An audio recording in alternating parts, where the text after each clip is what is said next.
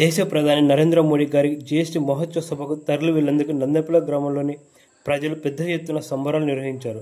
బాణసంచ పేల్చి మిఠాయిలు పంచుకుంటూ ఆనందం వ్యక్తం చేశారు.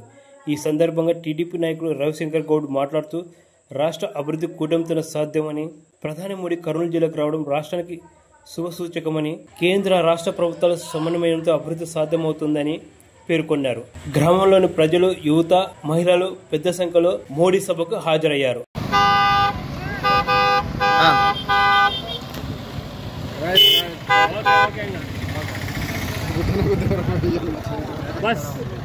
ప్రధానమంత్రి శ్రీ నరేంద్ర మోడీ గారు ఆంధ్రప్రదేశ్ లోని కర్నూలు జిల్లాలో ఉమ్మడి కర్నూలు జిల్లాలో పర్యటిస్తున్న సందర్భంగా మా కోడుమూరు నియోజకవర్గము తరఫున టి విశ్వవర్ధన్ రెడ్డి గారు, దస్తగిరి గారి ఆధ్వర్యంలో ఈరోజు మేము ప్రధాని మోడీ ప్రోగ్రామ్ కు అందరము హాజరవడం జరుగుతుంది.